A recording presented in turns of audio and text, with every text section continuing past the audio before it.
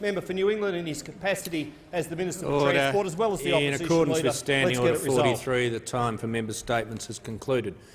The Prime Minister with ministerial arrangements. Thank you, Mr Speaker. I present a revised ministry list reflecting changes to the ministry and the changes to representative arrangements.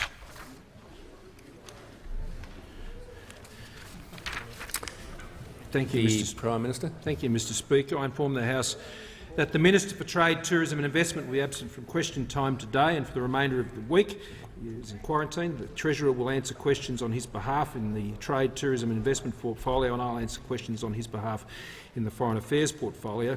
The Minister for Indigenous Australians will also be absent for question time today. The Minister for Health and Aged Care will answer questions on his behalf. And the Minister for the Public Service and Special Minister of State will be absent for question time today, and the Treasurer will answer questions on his behalf in the Special Minister of State portfolio, and I will answer questions on his behalf in the Minister of the Public Service portfolio.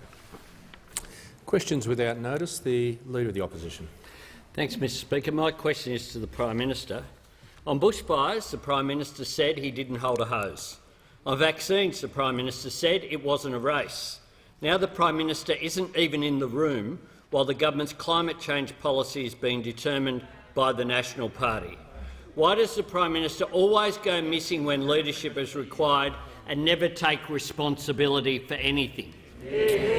The Prime Minister has the call. Well, Mr Speaker, I thought this was question time, not sledge time, Mr Speaker, but if that's how the Leader of the Opposition wants to kick off the week, well, that's up to him, Mr Speaker. What I know, Mr Speaker, is that under this government we have been coming through this pandemic, saving lives and saving livelihoods. And, Mr Speaker, Australia is reopening now. Australians can see their future as the days get warmer. Their future's getting brighter, Mr Speaker, and their future's not only getting brighter because we're coming through this pandemic, because they know that this government has the economic plans to ensure that they can look forward to the future, that they can plan for their future with confidence, that they know they'll be paying lower taxes under our government, Mr Speaker, that we're investing in the infrastructure that is needed to boost regions right across this country, that our agricultural sector now, Mr Speaker, is realising some long, hard-fought gains, Mr Speaker, as they've seen an improvement in their crops and they're seeing some prosperity return to the regions and the rural parts of this country. They know, Mr Speaker, they know that under this government they can be more secure, they can be more safe, Mr Speaker, whether it's taking the decisions that we need to take in our national defence interests, working with our partners around the world, particularly the United States, to ensure that in a highly unstable region, Mr Speaker, we can provide that stability through the strong leadership we've shown on national security and defence. And when it comes to protecting our borders, ensuring that we're taking the right decisions to ensure Australians are protected from a terrorist threat, Mr Speaker, we're doing the right thing when it comes to our Home Affairs portfolio as well. Mr Speaker, under our government we're taking the decisions that are necessary to ensure that Australians can be more prosperous, that Australians can be more secure, Mr Speaker, and that we're bringing Australia together around the big challenges that this country faces. And we're doing it together, Mr Speaker, because that's the way, listening to all of those across this country, whether it's in our rural and regional areas, Mr Speaker, as they're dealing with the challenges that we're facing in the global economy. And I can assure you this government will stand up for rural and regional Australia every single time, Mr Speaker.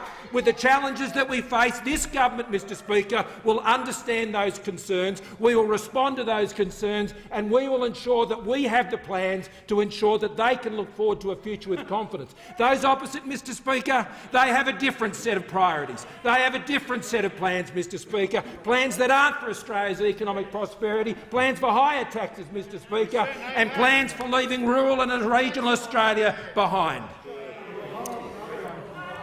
The member for Sturt. Thank you, Mr Speaker. My question is to the Prime Minister. Australians are responding magnificently to the calls to get vaccinated against COVID-19, and like others nationwide, my community is looking forward to life safely returning to normal. Will the Prime Minister outline to the House how the Morrison government is supporting our safe reopening and economic recovery? The Prime Minister has the call. And I thank the member for Sturt for his question. I thank him, Mr Speaker, because he knows, like the rest of us, that Australia is now emerging from what has been a very long COVID winter. Not just one that's gone past the winter months, Mr Speaker, but this has been a very difficult last 18 months to almost 2 years for our country as we've been working our way through this pandemic. And Australia now, Mr Speaker, is opening up safely so we can remain safely open. This is the time we have been working towards. This has been the goal that we've been pressing towards, Mr Speaker. And Australians have rolled up their sleeves.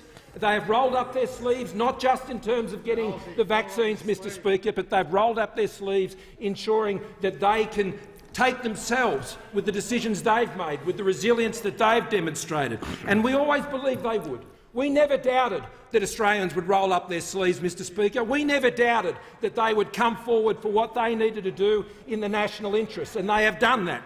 We have now, Mr Speaker, reached this week we will reach 70% double-dose vaccination around the country, meeting one of those critical early marks of the national plan.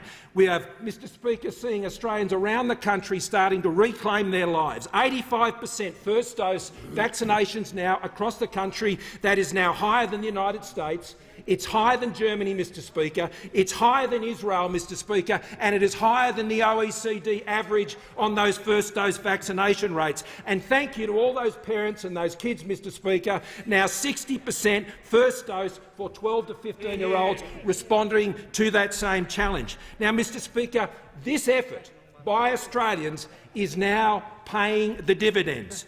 Businesses reopening, families and friends reconnecting, children going back to school, planes getting ready for takeoff again, Mr Speaker, all being achieved by following the national plan, Australians getting vaccinated, Mr Speaker, at these record rates that we've seen. And, Mr Speaker, in those other states which have not had the same experience of COVID as we've seen in New South Wales and Victoria and the ACT, with Victoria and ACT soon to follow the road that New South Wales is already on, Mr Speaker. In those other states, the rising vaccination rates there in Western Australia and Queensland, as we've just learnt from the Queensland government before coming here today, they soon also will be opening up, Mr Speaker. They also soon will be able to be welcoming Australians back from overseas and going into home quarantine and indeed up to no quarantine, Mr Speaker, as those vax rates rise.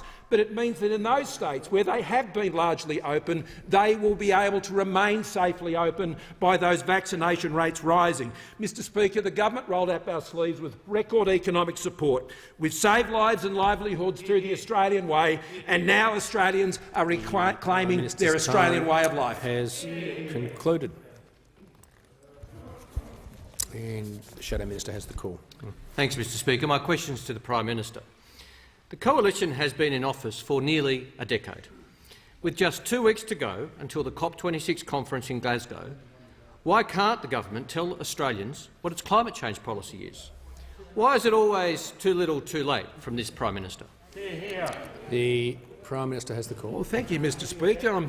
I'm invited by the member opposite on these issues. I can refer him to the comments by the member for Hunter, where he said, after 14 years of trying, the Labor Party has made not one contribution Prime Minister, if you could to just the pause reduction. for a second. Prime Minister, your microphone's off. The Manager of Opposition Business can resume his seat. The Manager of Opposition Business can resume his seat. I'm making a ruling. The question did not refer to anything other than the government's policy. And just to be very clear, the capacity to speak about opposition policy simply doesn't exist. The Prime Minister has the call. Thank you, Mr Speaker. I'm well chastised on that matter. Mr Speaker. I haven't even started yet. I'm sure.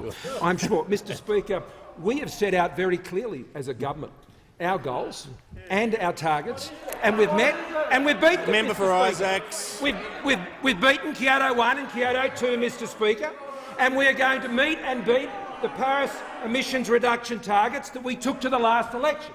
At the last election, Mr Speaker, we went to that election and we said that we would reduce emissions by 2030 by 26 to 28%.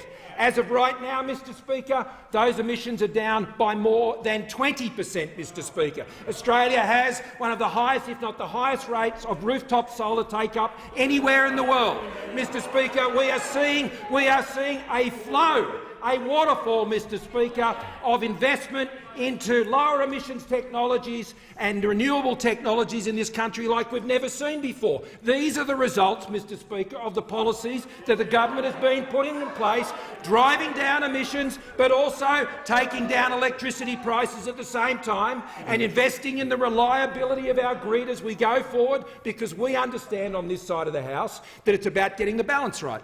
You've got to get the balance of affordability and reliability, and you're getting your emissions reductions down as we are achieving. The Minister for Energy, Mr Speaker, has led the way here with the reforms to the national energy market. He's led the way, Mr Speaker, with the lower emissions technology roadmap. He's led the way, together myself and the Minister for Foreign Affairs, Mr Speaker, securing technology partnerships with Germany, Mr Speaker, and many other countries to ensure we're working together to get the technology that Australia needs to ensure that we can meet our emissions reductions targets and prepare our economy for the global challenges ahead. Our policy is pretty straightforward, Mr Speaker. Technology, not taxes, to reduce emissions, Mr Speaker. That's our policy. Technology, not taxes, to reduce emissions. Those opposite, Mr Speaker, when they got the chance, it was tax, tax, tax.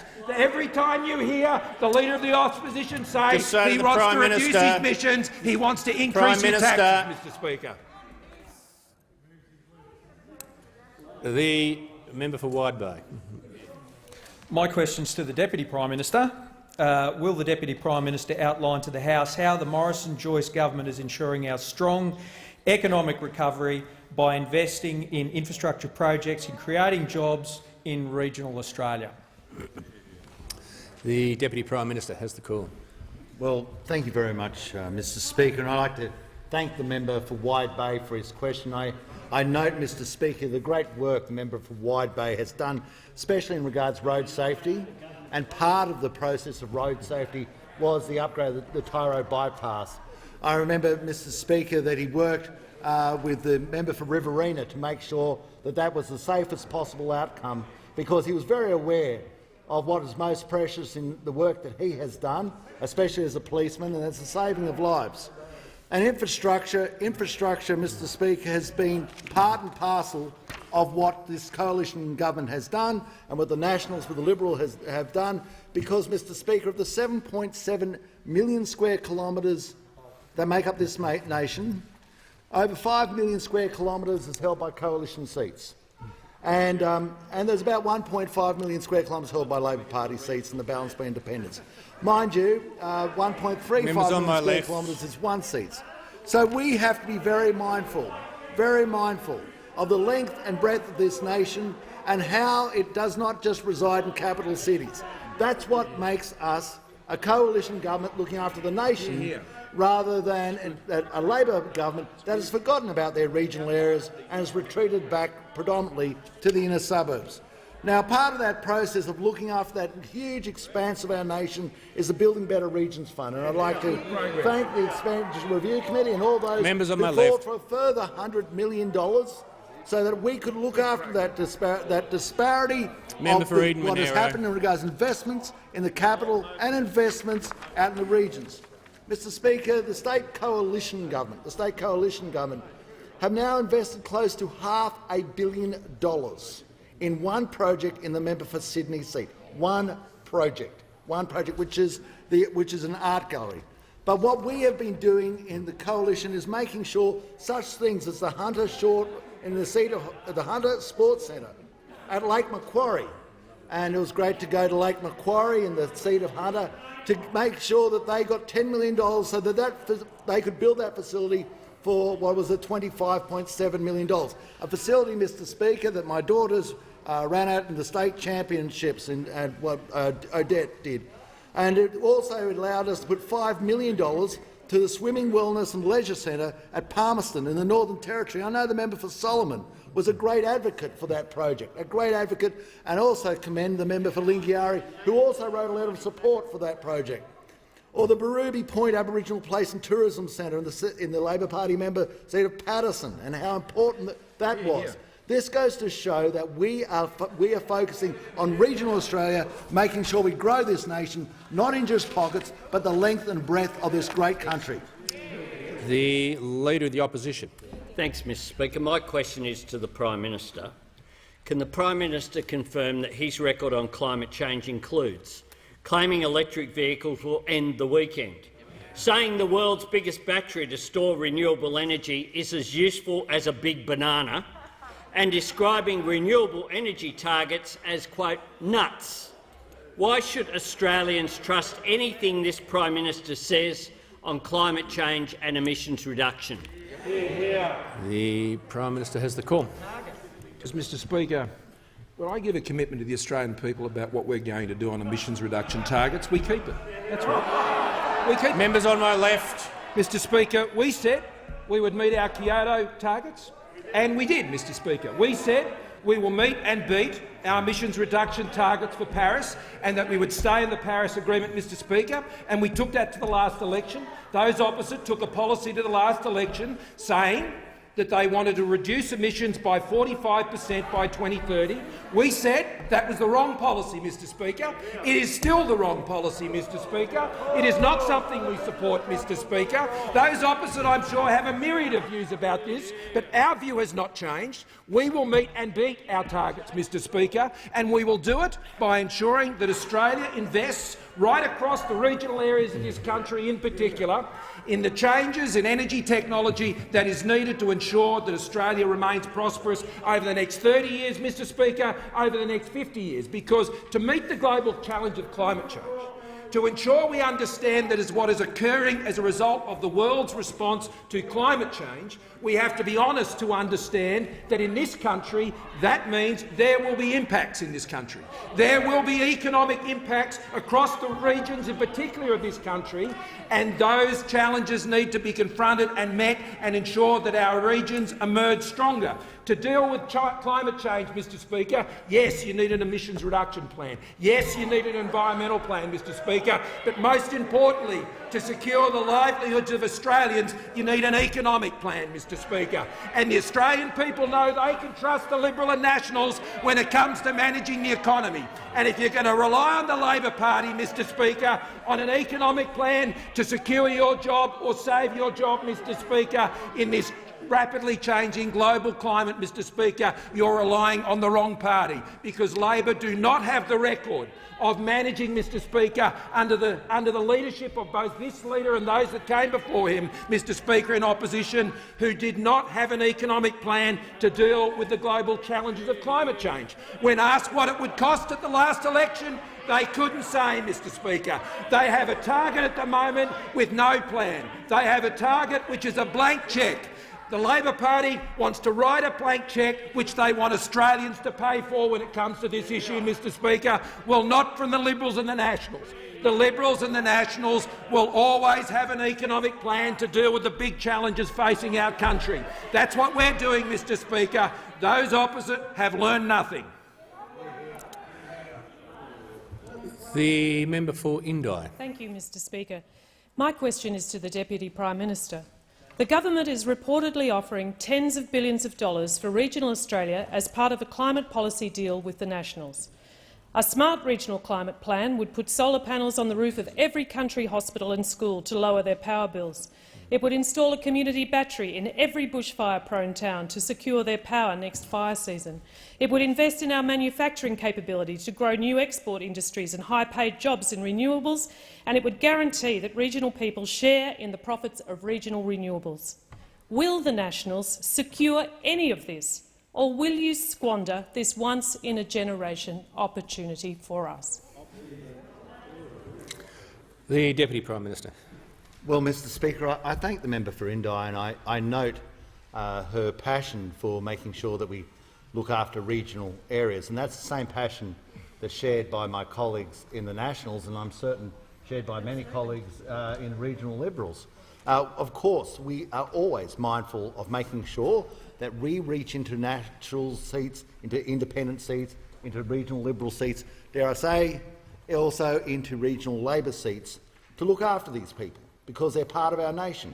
And whether that's in the form of investment in energy projects or investments in medicine, in medical issues, investments in education, investments in infrastructure that drive those economies forward. You've talked about investments to take the standard of living ahead. And that's why the biggest investment project in this nation is the Inland Rail, which is taking the lives of people ahead. And I also note in your question how you talked about a number. There is no number that we have in any package. I want to dispel this notion that there's some magical number running around. There is not. And what, as you know, Member for Indi, we've both been here for a little while, is just because you read it didn't mean they said it.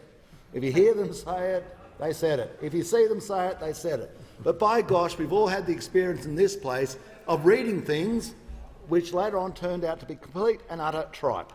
So, Mr. Speaker, we will continue to make sure that, mindful of all issues, and not just on this issue, but in our process of being in government. Our process of being in government is to serve the people of regional Australia, is to make sure we make the lives of people in regional Australia better, is to create opportunities so that not only themselves but their children and their grandchildren can have jobs in regional Australia. Our job is to make sure we stand behind the industries and the wealth of regional Australia, because, as the member for Indi knows, it is the terms of trade that is generated by regional Australia, the people who put the product on the boat that gives wealth to our currency and terms to our currency, because so much of our lives is determined by what we take off a boat coming in the other direction. And the people who put product on the boat, the iron ore miners, the coal miners, the gas, the cattle, the live sheep, the cotton, the grain, all these products come from regional Australia. And if we don't protect regional Australia, we don't protect our nation. And if we don't protect the strength of our currency, that there is a reason for other people to demand our products, so give wealth to our currency, we will become a poorer nation. The member for Mackellar. Thank you, Mr Speaker. My question is to the Treasurer. Can the Treasurer please update the House on what the Morrison government is doing to support Australians during lockdown, and how we are ensuring that our economy bounces back stronger as the lockdown restrictions are eased? The Treasurer has the call. Well, thank you, Mr Speaker, and I thank the member for Mackellar for his question, acknowledge his time as a local councillor in small business and as chair of the Tax and Revenue Committee in the House. And the good news for the people of the Northern Beaches is now, with restrictions having been eased in New South Wales, they can go to the gym or for a swim, Mr Speaker. They can go for a meal or a movie, or indeed they can have people now over to their own homes. This is the dividend for the work of the people of New South Wales in getting the jab in record numbers, now at 80% double-dose vaccinations. And we will see in Victoria, the great state of Victoria, will see that target reached before too long and restrictions eased in Victoria too. Now, every step of the way through this Delta variant lockdown, we have been, as a government, supporting households and businesses in New South Wales, Victoria and the ACT. Some $17 billion is already out the door, $11.5 billion in COVID disaster payments and $5.5 billion in our share of the 50-50 business support payments. And this has helped support households and businesses in their hour of need and ensure that our economy is primed for a strong recovery. And we're already seeing some positive data out of the easing of restrictions in New South Wales. The National Australia Bank credit data for the first week after lockdown has seen $825 million spent. That's a 54% increase on the spending in New South Wales the week prior, and a nearly 10% increase on the spending in New South Wales at the same time last year when they weren't in actual lockdown. We've seen a more than 500% increase in New South Wales in spending at beauty shops, more than a 300% increase in spending at clothing shops, and more than a 50% increase spending across New South Wales in pubs, clubs and restaurants. And we know that as the restrictions are eased, our economy will continue to strengthen and the jobs will come back. There is now $330 billion on household and business balance sheets that was not there this time last year. We know that job ads are 21% higher today than they were at the start of the pandemic. We know that business and consumer confidence were both up last week, and we know that last week Australia had its outlook upgraded by Fitch that reaffirmed Australia's AAA credit rating, Mr. Speaker. So Australians can look forward to a bright summer. Australians know that their economy is resilient in the face of this big economic shock. The Leader of the Opposition. Thanks, Mr Speaker. My question is to the Prime Minister.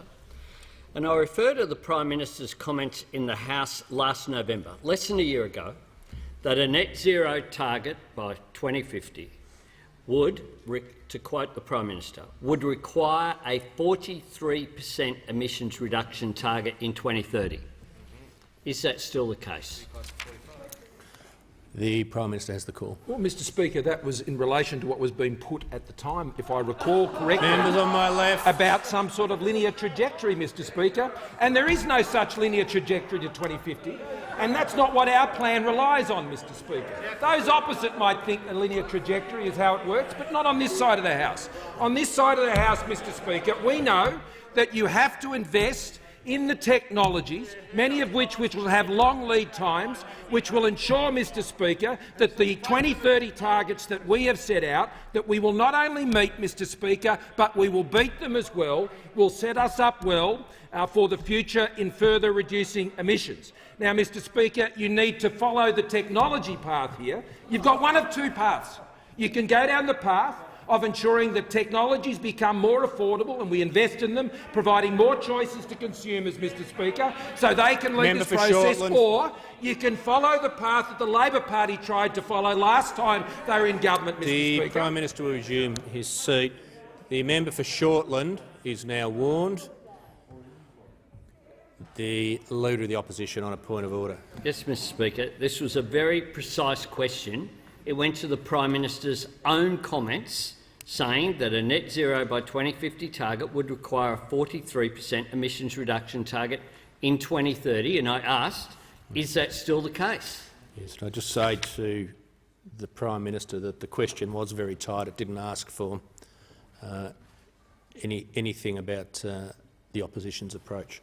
The Prime Minister has the call. I understand that, Mr Speaker. I'm simply drawing the parallel, whether it's the Labor Party's policy or anyone else's, Mr Speaker, that you can go down the path of pursuing a technology investment roadmap, which is what the government's policy is, which appreciates, Mr Speaker, that over time the returns on that investment and the acceleration in the emissions reductions that occur because of that investment, then you're able to achieve much greater emissions reductions over the longer term. If you're seeking to do that by forcing higher emissions reduction targets by 2030, Mr Speaker, you will force choices that cost jobs. And that is not what the government's policy is. It has never been our policy. At the last election, we rejected a 45% emissions reduction target put forward by those opposite, and it wasn't just us who rejected it, Mr Speaker. The Australian people rejected it. They supported our policy of 26 to 28% to meet that target and beat that target. That's what we took to the last election, Mr Speaker. That's what we've honoured in government. That's what we're delivering on, with more than 20% reduction in emissions, Mr Speaker, on 2005 levels, much greater than New Zealand, much greater than Canada, countries that also have a very large proportion of their emissions taken up in their export sector. But here in Australia, while at the same time that we have seen one of the largest expansions of our LNG industry, we have been, as a country, able to reduce our emissions by over 20% on 2005 levels. That's what success looks like, Mr Speaker. The member for Higgins. Thank you, Mr Speaker. My question is to the Minister for Health and Aged Care. Will the Minister please update the House on the progress of Australia's COVID-19 vaccine rollout? The Minister for Health and Aged Care. Thank you very much, Mr Speaker, and I want to thank the member for Higgins for her work and her support as a health leader across this nation. Around the world, we know that the pandemic continues. It was said, perhaps at the dispatch box just opposite, that the pandemic is coming to an end. It's not. We are at 240 million cases around the world. We're at 4.9 million lives lost. The number of cases this year is almost double the number last year.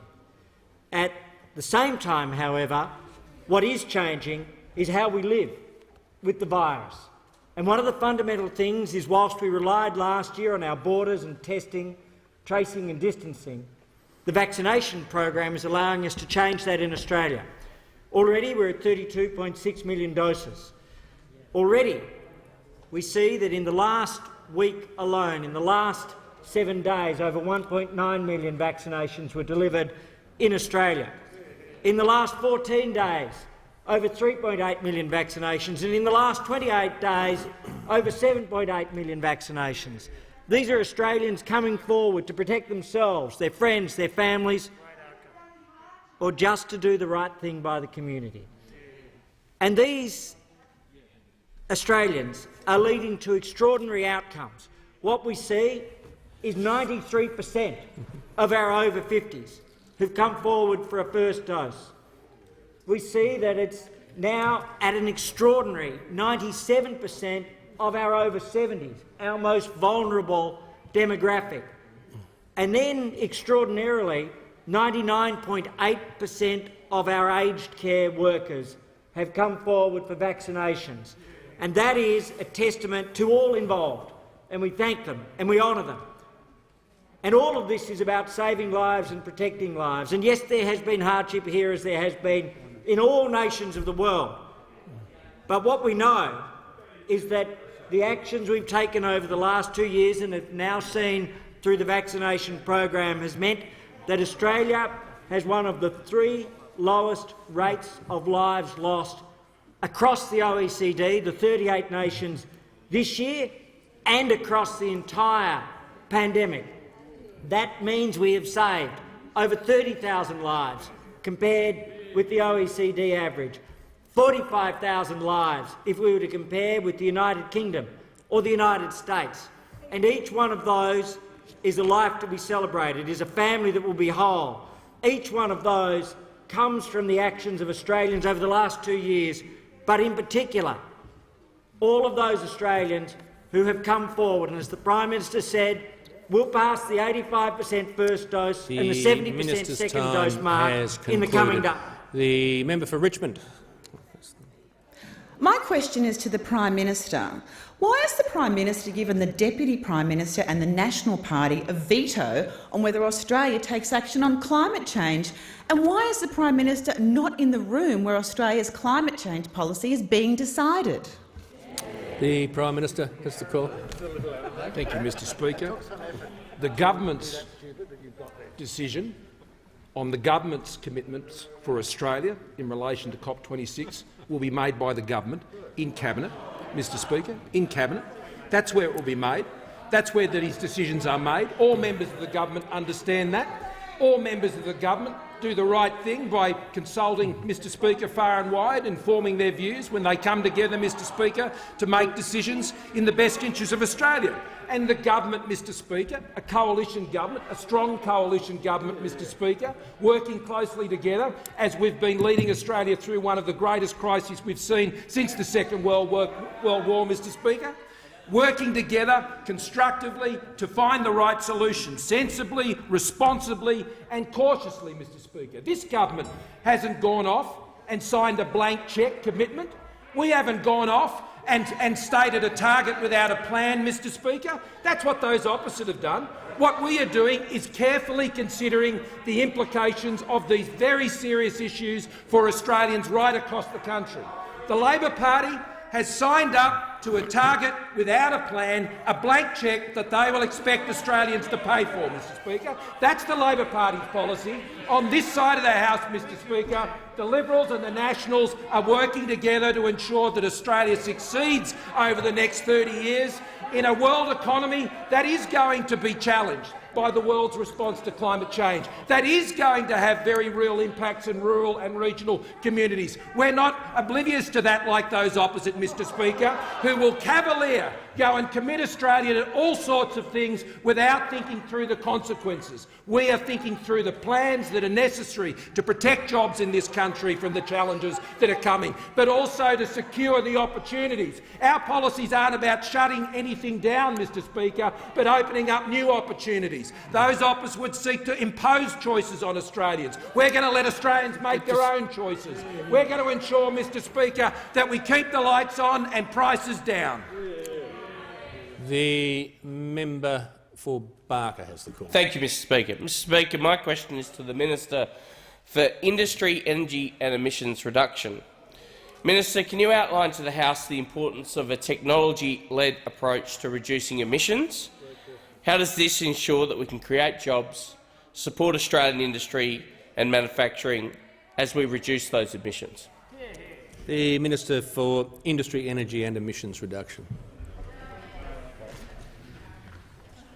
Well, thank you, Mr Speaker, and I thank the member for Barker for his question and for his relentless focus on jobs in his electorate and across Australia, and a technology-led approach to reducing emissions. That's his focus, Mr Speaker, and that's the focus of all of us on this side of this place, creating jobs, Mr Speaker, creating opportunity for Australians. And of course in the manufacturing sector, which is strong in his electorate, we've seen in the last 3 months alone another 91,000 jobs added in the manufacturing sector, Mr Speaker. That's more than 80,000 jobs more than before the pandemic. We now have over 1 million people working in manufacturing again, and we haven't seen that, Mr Speaker, since Labor put in place their carbon tax, Mr Speaker. Now, local manufacturers are going from strength to strength, and that includes businesses like in the members for electorate like Mondelez, which is one of Australia's largest food manufacturers with more than 100 years of experience in manufacturing behind them. 2,000 local employees, Mr Speaker. They research, they develop, they manufacture and they sell great products. And they're investigating ways, they're working on ways now to drive energy efficiency, 50% energy efficiency across their operations. And one of the ways they're doing that is installing solar, Mr Speaker, and we are a world leader, a world beater in solar in this country. And that's technology, not taxes at work, Mr Speaker. Now, we know from the latest data that Australia's emissions are over 20% down since 2005. And we're reducing emissions while we're creating jobs and driving investment, and that's because we're taking a technology, not taxes approach, Mr Speaker. And it's technology, not taxes, that strengthens our regions, that strengthens our traditional industries like agriculture, resources and heavy manufacturing, Mr Speaker. And it's that technology-led approach that will ensure that we can continue to bring down emissions whilst creating jobs and continuing to drive that investment, including export opportunities, for Mr Speaker, for our world-beating export sectors. Now, technologies that are crucial to achieving that are technologies like hydrogen, soil carbon, carbon capture and storage, stored energy, Mr Speaker, clean steel and aluminium, all in our technology investment roadmap, and all focused in each case on getting those costs down to a point where we see rapid uptake. Now, Mr Speaker, just a few weeks ago we opened our $464 million Clean Hydrogen Hubs program to support the development of up to 7 hydrogen hubs across Australia. That makes the total investment in hydrogen $1.2 billion of the total $20 billion we're spending on emerging technologies. We're backing technology, Mr Speaker. Those opposite will always back taxes. The member for Whitlam. Speaker, my question's to the Treasurer. He says that a failure to adopt net zero by 2050 will cost jobs in the economy. Treasurer, what has been the cost to the economy of nearly a decade of climate change inaction? The Treasurer has the call. Well, Mr Speaker, the first thing to state for the record is that our emissions are down by more than 20% on 2005 levels. That's consistent with meeting and beating our 2030 targets that we agreed at Paris. When it comes to the economy and it comes to jobs, I point out to the honourable member that when we came to government, so therefore under Labor, the unemployment rate was at 5.7%, Mr Speaker.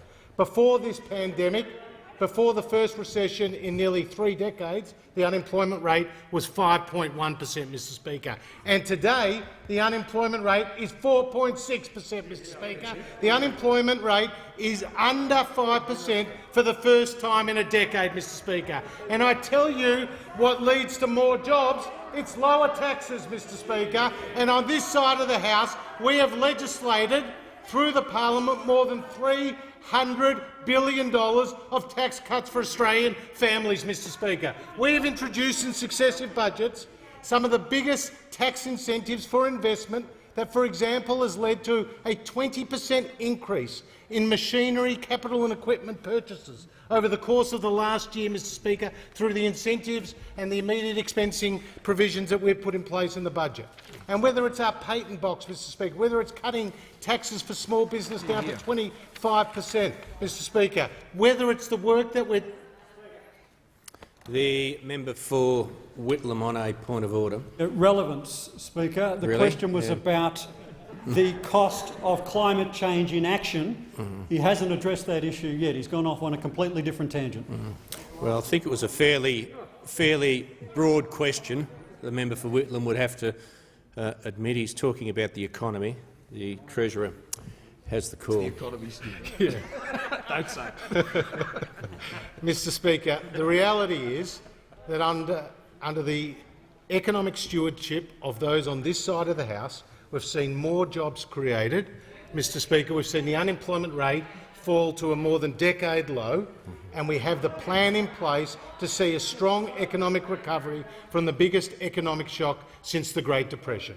Those opposite, their only solution, Just their so only answer— the Treasurer wasn't asked about those opposite. Mr Speaker, the fact is, on this side of the House, we are driving the creation of more jobs. We're going to drive a stronger economic growth into next year. We've seen our AAA credit rating reaffirmed by the Fitch rating agency. We're one of only 9 countries in the world to have a AAA credit rating from the 3 leading credit rating agencies. We're getting on with the job of lowering emissions, lowering electricity prices and creating more jobs. The member for Fisher. My question is to the Minister for Defence. Will the minister update the House on how the recent Morrison government announcement to strengthen our relationship with the United States and the United Kingdom through AUKUS will keep Australians safe? The Minister for Defence. Thank you very much, Mr Speaker. I want to say thank you to the member for Fisher, not just for his leadership on the Defence Committee and a very valuable role he plays there, but also, Mr Speaker, for standing up for veterans on the Sunshine Coast. I've met with veterans with the member for Fisher, and he has a deep and abiding passion to make sure that everything that we can do as a country for those veterans is an outcome that we can all be proud of, and he delivers on that, Mr Speaker, as this government does in terms of national security, of providing that safety and security for our country, not just for today, but into the coming decades. And I want to pay tribute to my counterparts in the United States and the United Kingdom, Secretary Lloyd Austin and Secretary Ben Wallace, for their support in bringing AUKUS together, their leadership even today as we meet as 3 countries to look at ways in which we can deliver on the agreement that we've entered into in the form of AUKUS. Mr Speaker, our Five Eyes Compact has been absolutely a very significant underpinning to our national security for many decades. And we know now that as we move into this new phase of great uncertainty in the Indo-Pacific, that Australians and people right across the world are worried about what the future holds for the Indo-Pacific. It's important that we not only re-bolster the support that we have between the Five Eyes partners in that very important relationship, but also, Mr Speaker, that we take our security to the next level as a country and on behalf of our region in the form of AUKUS. And AUKUS delivers us a technology which will replace the Collins class in time, Mr Speaker, which will be a— I hear some of those interjections opposite, you must be referring to your whole period in government when you didn't order one vessel, one boat, one submarine or one ship. And you cut money from defence and soldiers and sailors. You were hopeless in government. The Minister for Defence will come back to the question. Speaker. So what are we doing in contrast to that? We are putting a record amount, Mr Speaker, into defending this country and keeping Australians safe. And we have a nuclear submarine program now, which will be, I think, in this region, an absolutely superior boat. It will give us the ability to work with the Americans and to work with the Brits to keep our country safe and secure. And, Mr Speaker, out of AUKUS, there's obviously a lot more that we do in terms of cyber security, working on artificial intelligence, on quantum technologies, additional undersea capabilities. These are all areas of priority and many, many more. And we will work with our best allies in the world and with our dear friends in the region to make sure that we keep our country safe. The member for Bendigo. My question is to the Deputy Prime Minister and Minister for Regional Development. The Deputy Prime Minister said in July the likelihood of Joyce getting endorsement from his party room to agree to net zero is zero. That's where net zero lies. Is there still zero chance of the Minister for Regional Development supporting net zero? What is the impact of net zero by 2050 on the regions? The Deputy Prime Minister has the call. Well, Mr Speaker, I thank the honourable member for a question and concur that we do concern ourselves with regional Australia and the Nationals. That's what we do. That's why we're here. We're a party that are exclusively of regional areas, and so of course we're going to be mindful of making sure that we understand the role of this parliament and how lives are affected in regional areas. That is our job. And it would be, I think people would think a lot less of us if we weren't diligent to the facts, if we didn't take a real sense of prudence to how we have oversight over discussions that could have huge ramifications in a regional area, especially by 2050. And I suppose that leads me to where your own party is on this and the sort of diligence or lack of it that you have had in attention to exactly what happens in regional areas. And might I pose a question to the honourable member? Might I make a statement? Might I make a statement, Mr Speaker, that if we have got no idea beyond your statement exactly what the ramifications are to the people of Singleton, what the ramifications are to the people of Gladstone, what the ramifications are in Sale, what the ramifications are in Muswellbrook, what the ramifications are in Busselton, what the ramifications are in Longreach, what the ramifications are in Townsville and in Mount Isa and in the Hunter.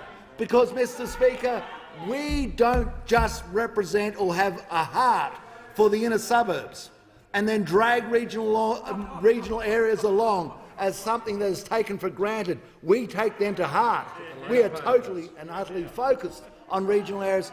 So I concur that if you are asking, are we prudent, are we diligent, are we making sure we go through this, yes, then we are. And of course the member for Grammer doesn't agree with that. Resume his seat.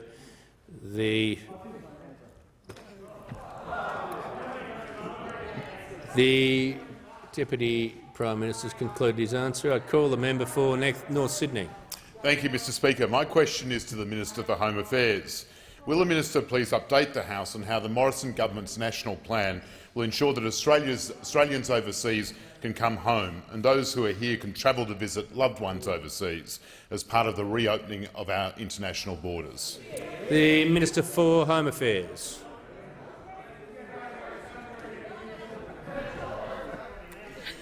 Well, thank you, Speaker, and I thank the member for his question and congratulate and thank him for the great work that he has done, particularly over the last 18 months, as he's been supporting the people in his electorate through what is clearly an incredibly difficult time. Now, it's very clear that the decision that was taken by the Morrison government to close our international borders has saved a significant number of lives. But we've always known that it's not in Australia's interests to keep the international border closed for any longer than is absolutely necessary. And vaccination is and always has been key to safely reopening Australia to the rest of the world. Now, Australians have absolutely rolled up their sleeves. They have very proactively got out there in a very remarkable way and chosen to be vaccinated. And across Australia, we have some of the highest vaccination rates across the world. So Australians deserve the opportunity to be able to freely travel again for holidays, for business purposes, and most importantly, so that they can be with their loved ones. So in November, the outbound travel requirements will be lifted for fully vaccinated Australians, and they will be able to travel in and out of Australia without restriction, subject to the quarantine requirements of the states and the territories that they fly back into. Now, we know that many Australians overseas have struggled to get home with flight limitations due to the quarantine caps that have been set by states and territories. Of course, New South Wales has facilitated a very large proportion of quarantines for return travellers throughout this pandemic, and they are leading the way again, announcing no quarantine for fully vaccinated travellers from November 1, and that is very welcome news. Now, there are a number of states and territories that are going through the process of trialling home quarantine, which will mean that vaccinated Australians can come in above the current caps. And I know that that is very welcomed by many Australians right across Australia. Now, we have announced that we will be extending travel exemption eligibility to include parents of Australians, so that mums and dads living overseas will be able to be reunited here on our shores, so that they can hug their grandkids once again. And it's absolutely appropriate that they should be amongst the first welcomed back here to Australia. And as soon as it's possible, we want to make sure that we can bring into this country the skilled workers, the international students that we so desperately need. And then, of course, we will be welcoming back international tourists, because they are most welcome here in Australia. We want to show them all that we have to offer here. The member for Eden-Monaro. My question is to the Prime Minister. Does the Prime Minister agree communities in rural and regional Australia bear the brunt of inaction on climate change through droughts, bushfires and floods? Does the Prime Minister recognise communities in rural and regional Australia want action on climate change and will be the biggest beneficiaries of net zero by 2050?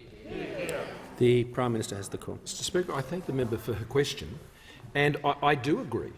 I do agree, Mr Speaker, that it is true that I believe regions can be the biggest beneficiaries of moving into a new global economy where decisions are being taken outside of this country that impact on our regions, and it's important that we take the opportunities that come with those new energy technologies, which can yield great opportunities for our regions, Mr Speaker. And as the world continues to take action together, Mr Speaker, that will have a positive impact on Australia's climate as well. But I would also say this. I would also say that it would be foolish to pretend that the economic changes that are occurring as a result of the world's response to climate change will not have negative consequences for rural and regional areas. That would also not be true, Mr Speaker. And we are not blind to that.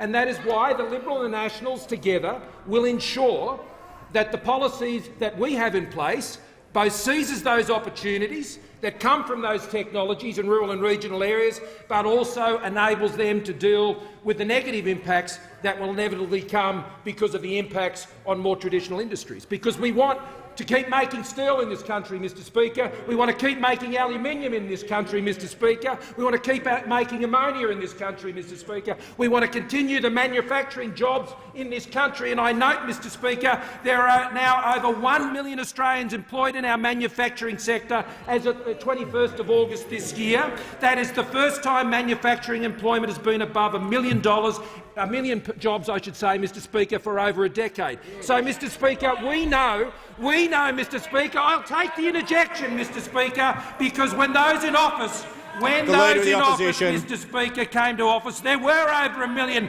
manufacturing jobs, and when they left office, there was just a bit over 900,000, Mr Speaker. Manufacturing jobs went Members down on my under right. Labor, Mr Speaker. They've gone up under the Liberals, Mr Speaker. Rural and regional areas will benefit from our plans for investing in technology and ensuring we work with the regions, whether it's in infrastructure or water infrastructure, Mr Speaker, or electricity transmission, or the big projects that we're pursuing like the Inland Rail, Mr Speaker, or Snowy Hydro, to ensure that rural and regional areas. The member opposite would know very much in her own electorate. The Snowy Hydro project, Mr Speaker, is a jobs boon for her electorate.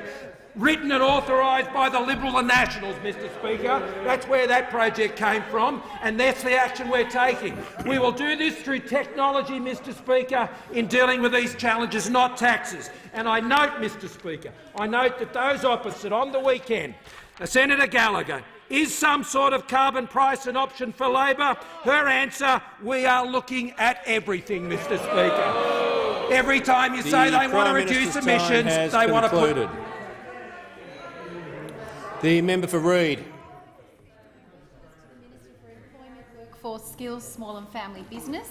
Will the minister update the House on how the Morrison government is using world-leading technology to ensure Australians have the tools they need to get their lives back?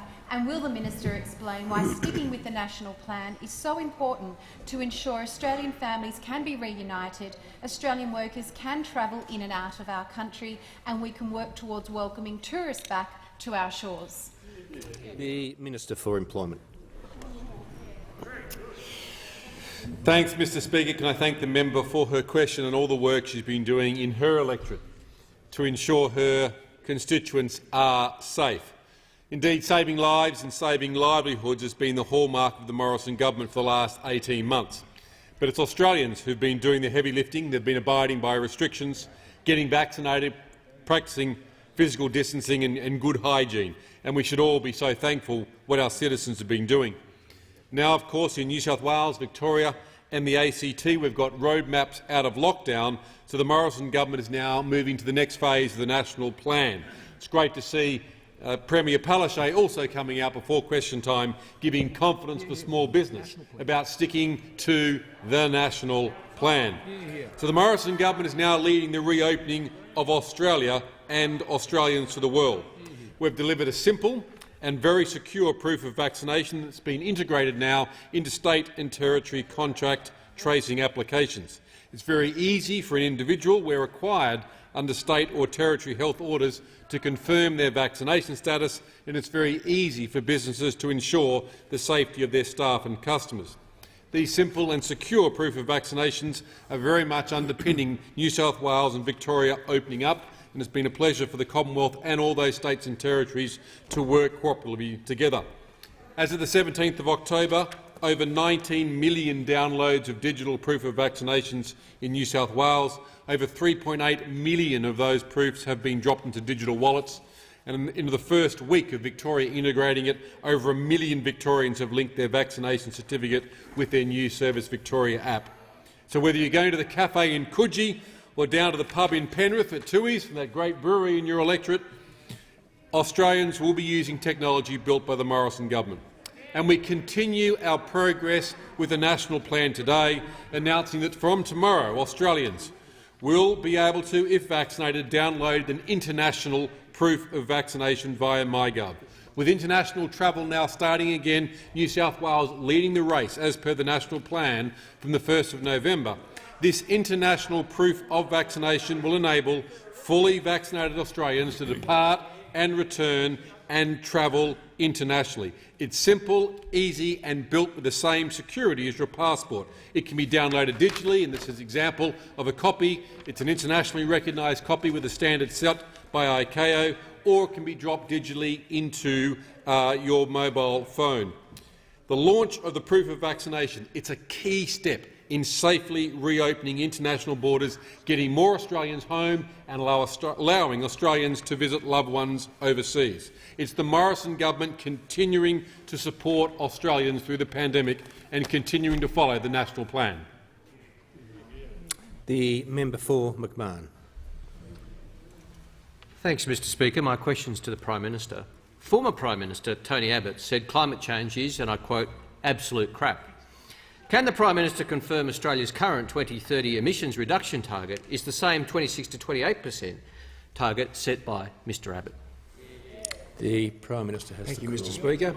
It's the target that I, as Prime Minister, took to the last election, Mr Speaker, and was endorsed by the Australian people.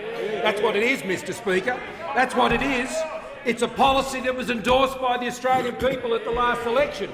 And when I took that policy to the election, Mr Speaker, when Labor took a policy of 45% and it was rejected by the Australian people, I said that we wouldn't just meet this target, Mr Speaker, we would beat this target.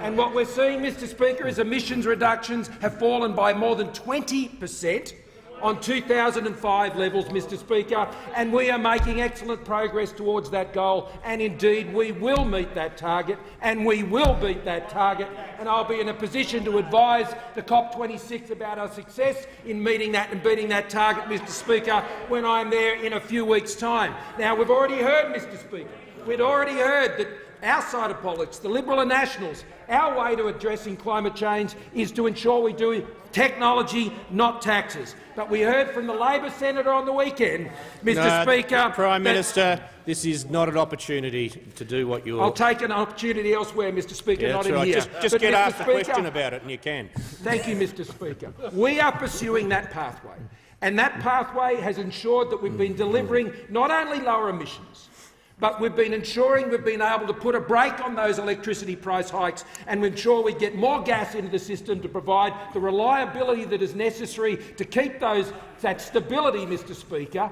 in the system to ensure that industry and manufacturing in particular— 1 in 8 jobs lost in manufacturing under Labor, Mr Speaker, when they were last in power. And our modern manufacturing initiative is ensuring that we're putting Australians back into manufacturing jobs, Mr Speaker, with the figures that I've already referred to today in question time. And that is achieved because we're keeping energy prices under control, we're investing in the technology that is needed to reduce emissions, we're investing in the reliable energy sources such as gas as a transition fuel, Mr Speaker, to keep the lights on and to keep the prices down. Every time you hear Labor talking about cutting emissions, they're putting up your taxes. The member for Mallee. Thank you, Mr Speaker. My question is to the Minister for Agriculture in Northern Australia. Will the minister please update the House on the Morrison-Joyce government's Ag 2030 plan and outline how this government's significant investment in agriculture has helped the industry reach record high levels of production? The Minister for Agriculture. Well, thank you, Mr Speaker. And I thank the member for Mallee for her question. She knows better than anyone the important role that agriculture plays for the electorate of Mallee, but also for our nation. And I'm proud to say that for the first time in our nation's history, ABARES is predicting that we will exceed over $70 billion worth of agricultural production. That is in the face of fires and droughts and floods. Australian agriculture has still continued to get on with the job, and we are on our trajectory towards hitting that $100 billion goal. And we're doing that by supporting it with our Ag 2030 plan, with 7 key pillars, and that's been backed with cash. And the first pillar, and the most important, is around trade. We're a nation of 26 million people. We produce enough food for 80. So if we don't engage with the world, we don't trade with the world, we don't need the farmers or the communities to support them. And we've done that through making sure we're digitising our market platforms, our trading platforms, to make it easier for farmers to be able to export their goods around the world when we find them the new markets and the market access. Over $300 million put aside to achieve that. And that's also about putting boots on the ground. Agricultural councillors in 22 of our high commissions and embassies getting market access commodity by commodity, also more scientists to make sure we get through our risk assessments quicker so that we can tick off the biosecurity risks that those trading partners want from us to be remedied before we're able to send that product into them. We're also protecting our brand through our biosecurity. The second main pillar, nearly $1 billion over the last 2 budgets, has been committed to making sure we're protecting our brand with new technologies. 3-day X-ray scanners that'll go through into our postal services that'll scan over 140 million parcels that go through Australia Post every year. And we're trialling with New Zealand X-rays for baggage so that we will know what's in people's bags before they come to Australia. This is a world first. And in fact, if they don't declare, we will simply fine them. We've lifted the fines from $444 to $2,664, and we have cancelled 14 visas of those that have tried to breach our biosecurity. So it's not just technology, it's also fines. We're working through a stewardship program and rolling out pilots to reward farmers for the stewardship of their land, which is the third pillar. And we're moving into remnant vegetation to reward farmers who have had vegetation management laws placed upon them but can still be rewarded with a payment for that piece of work. We're looking at our supply chains through our modern manufacturing, making sure we go deeper through producing and promoting our products even more, and also our infrastructure, the $3.5 billion set aside to plumb the nation to make sure that we have the water infrastructure to grow Australian agriculture. But it's also the innovation, over $86 million in 8 innovation hubs to make sure our farmers have the tools of the 21st century to adapt. But it's the most important pillar is the last one, which is our people, our human capital. We are investing in reducing university courses in agriculture by 59%, so we are putting the environment infrastructure around Australian agriculture concluded. The Leader of the Opposition. Thanks, Mr Speaker. I seek leave to move the following motion. That the House of Representatives supports a legislative target of net zero emissions by 2050. Is leave granted? The Leader of the House. For stunts, leave is not granted. No. Leave is not granted. The Leader of the Opposition. Parliamentary.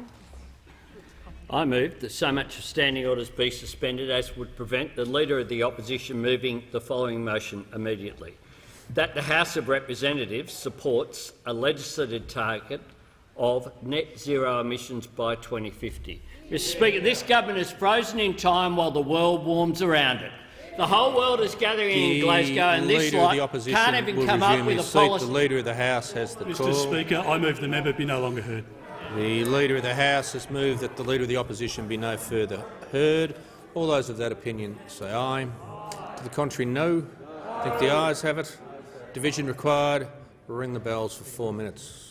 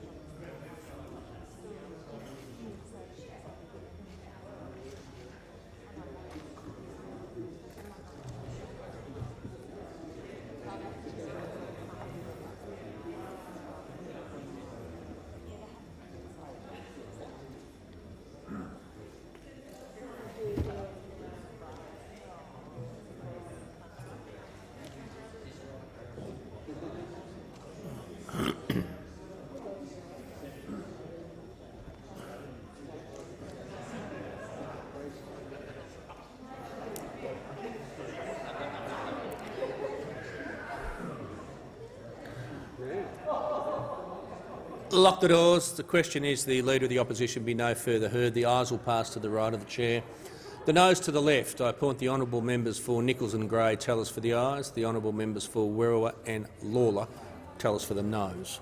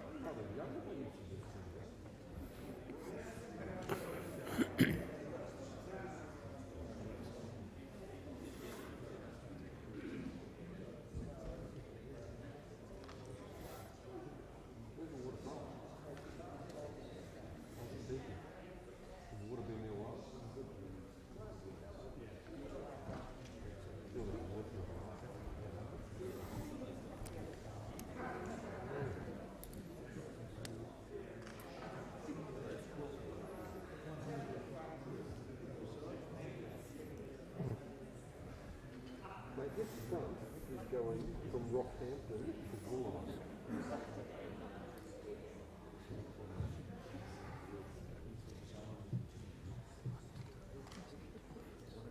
Order. The result of the division is ayes 53, noes 48. The question is therefore decided in the affirmative. Is the motion seconded? The member for McMahon.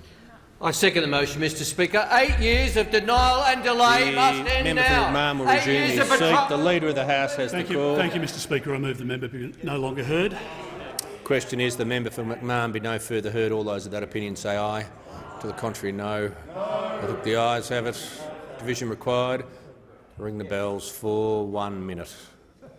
Being a successive division, members must remain in their seats unless they're changing their vote or leaving the chamber, in which case they must report to the tellers.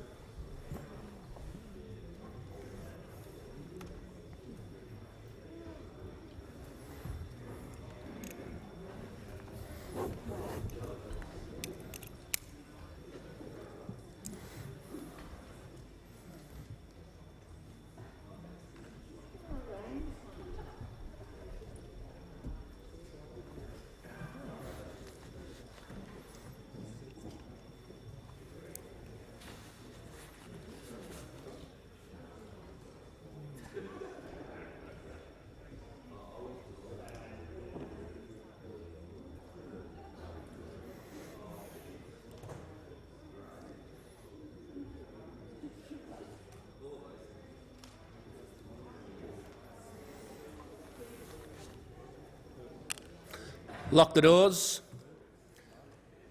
Question is the member for McMahon be no further heard. I appoint the same tellers as the previous division.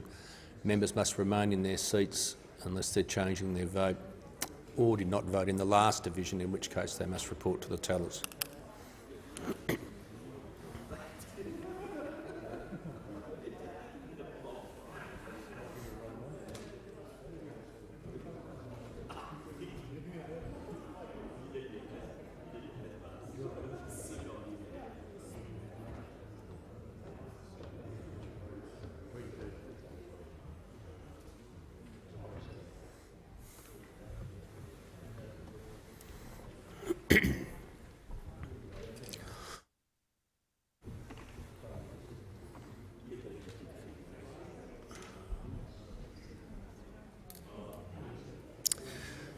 Order. The result of the division is ayes 53, noes 48. The question is therefore resolved in the affirmative. Question now is that the motion moved by the Leader of the Opposition be disagreed to. All those of that opinion say aye. To the contrary, no. I think the ayes have it. Division required. Ring the bells for 1 minute.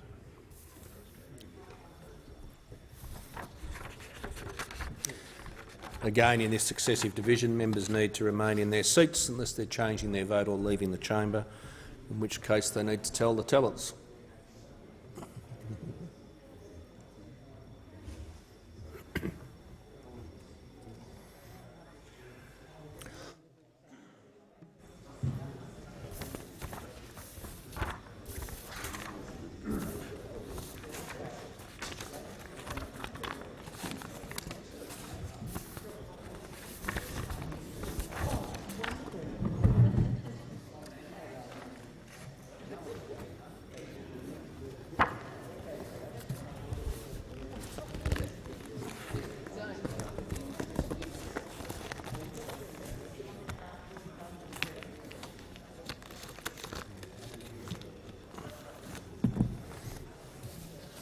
Lock the doors. I appoint the same tellers as the previous division.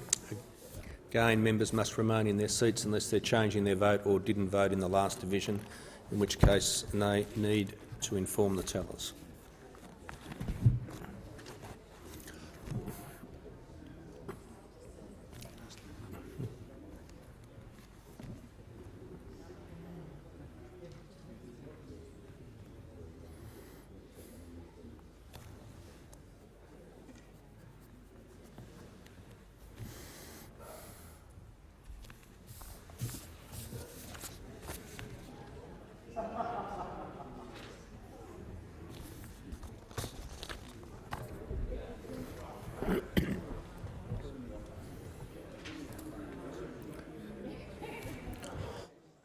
Order. The result of the division is ayes 53, noes 48.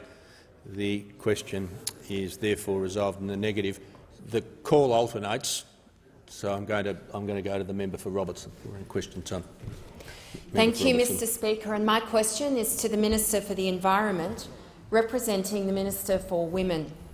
Will the Minister update the House on how the Morrison government is supporting victims, survivors of domestic and family violence, including through the new Escaping Violence payment? The Minister representing the Minister for Women.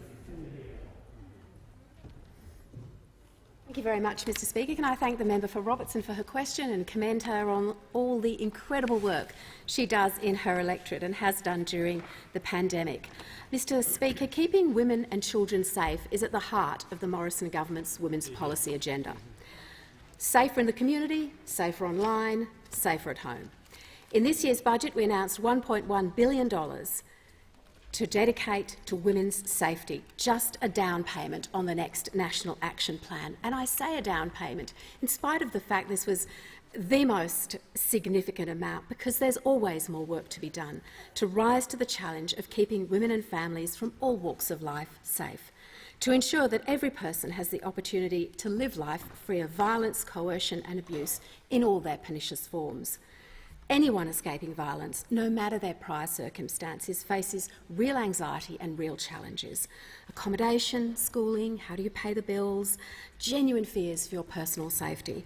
These are some of the critical areas where help is required, and that's why part of our investment in women's safety is a new $144.8 million Escaping Violence payment, the first of its kind. As of tomorrow, October 19, the Escaping Violence payment will be available to any person escaping domestic, family and sexual violence. Through our service partners, Uniting Care, the payment, worth up to $5,000, will be provided as both cash and direct payments for goods and services, ensuring the financial security of individuals and families as they escape violence and re-establish their lives with appropriate wrap-up support services. Mr. Speaker, the payments are not taxable or reportable, and they help with essential needs: bond payments for accommodation, school fees and uniforms, furniture and appliances, the things that people need for safety and stability as they navigate their path away from violence. And while this payment is a critical new initiative, it is only part of this government's response to family and domestic violence, as we work towards the final stages of consultation on the next National Action Plan to prevent violence against women and their children.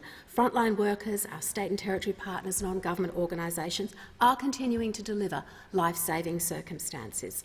The safety of women and children in our communities, workplaces and homes is everyone's business, and I know this government and this House are resolute in continuing the work we must do to protect families, women and children in all corners of the country. Did you want to say something?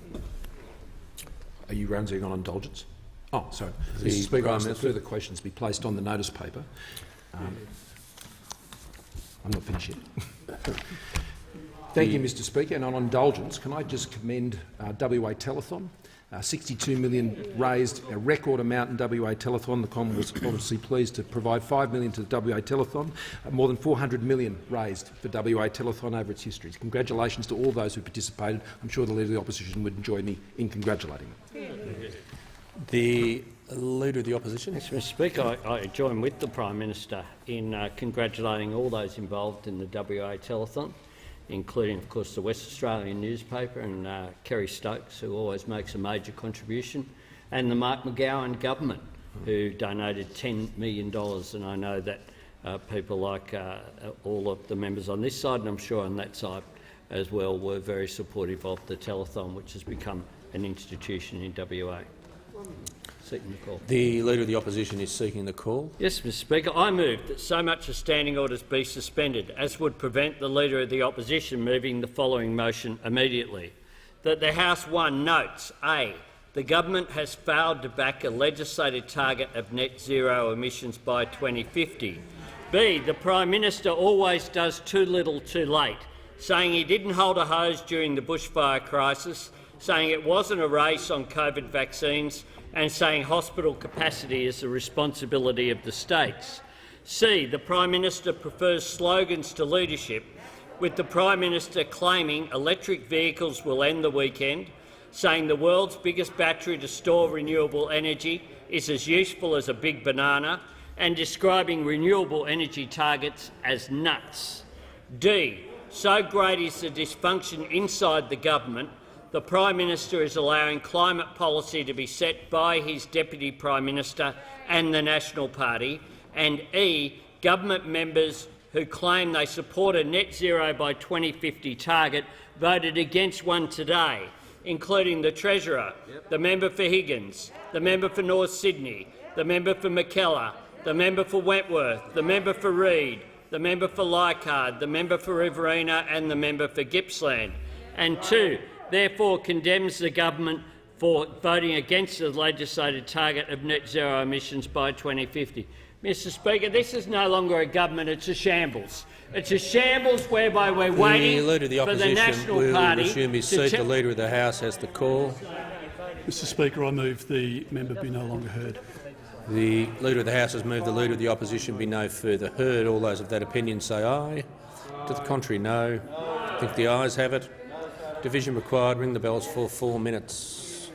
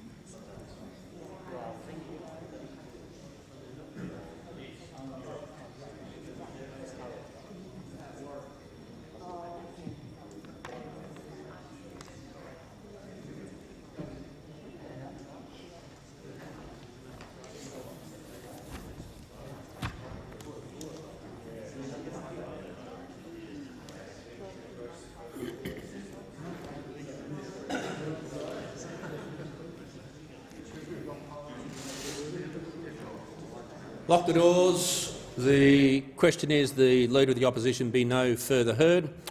The ayes will pass to the right of the chair, the noes to the left. Point the honourable member for Nichols and Gray tell us for the ayes, and the honourable members for Lawler and Werriwa tell us for the noes.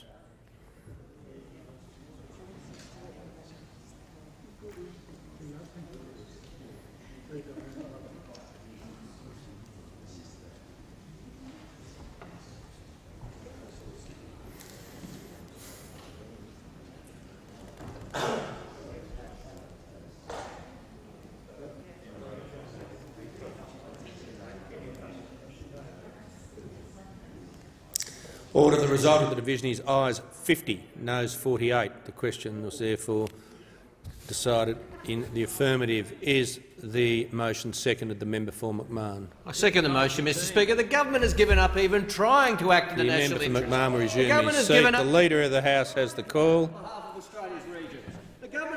The Leader of the House has the call. I move the member be no longer heard. The question is the member for McMahon be no further heard. All those of that opinion say aye. To the contrary, no. I think the ayes have it. Division required. Ring the bells for 1 minute.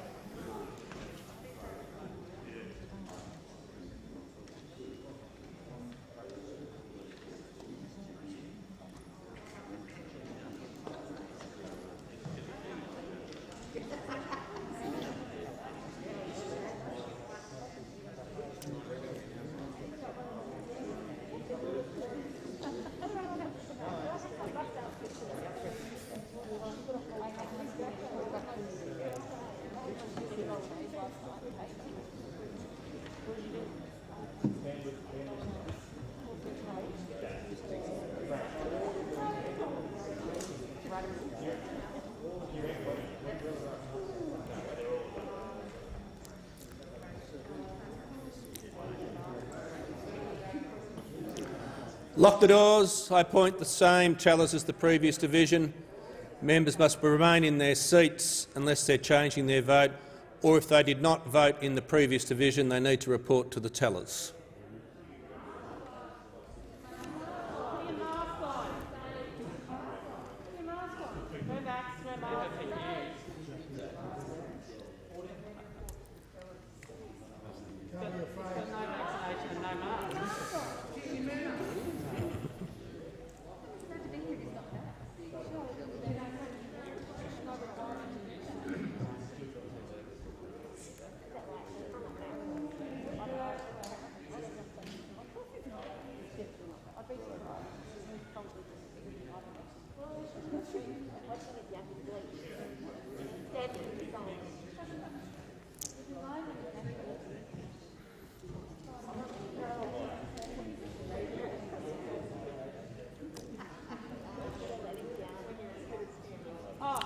Lock the doors.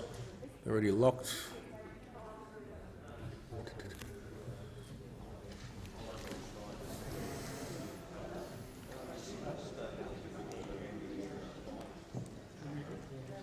Order. The result of the division is ayes 52, noes 48. The question is therefore resolved in the affirmative. The question now is that the motion moved by the Leader of the Opposition be disagreed to. All those of that opinion say aye. To the contrary, no. I think the ayes have it. Division required. Ring the bells for 1 minute. Again, members must remain in their seats unless they're changing their vote or leaving the chamber, in which case they must report to the tellers.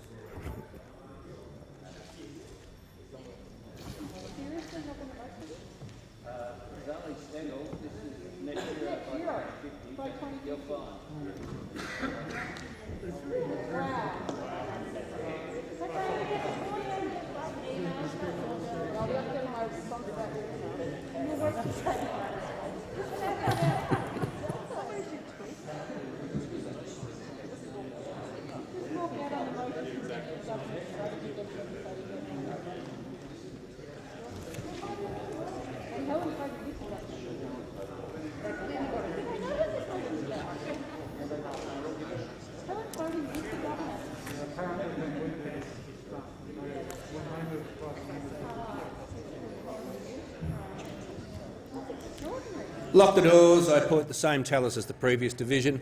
Members must remain in their seats unless they're changing their vote or did not vote in the last division, in which case they must report to the tellers.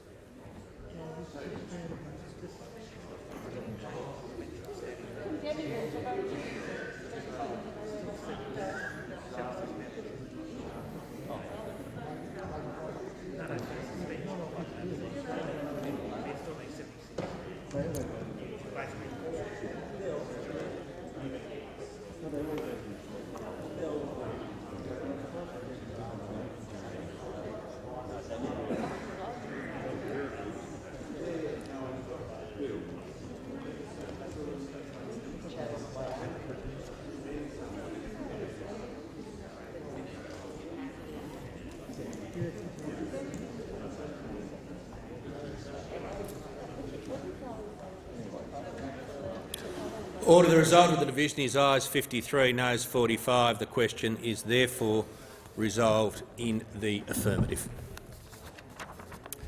The Leader of the House. Thank you very much.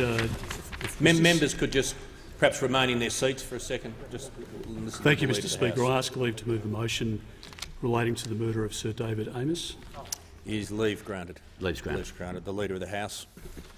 Mr. Speaker, I move that this House 1. Condemn the murder of Sir David Amess, Member of Parliament in the House of Commons for the constituency of Southend West, killed in the course of performing his responsibilities to his constituents. 2. Expresses its deepest sympathies to Sir David's family, colleagues and to all who knew him. 3. Pay tribute to Sir David's lengthy contribution to public life. And 4. Convey the terms of this resolution to the Speaker of the House of Commons. The question is that the motion be agreed to. All those of that opinion say aye. No.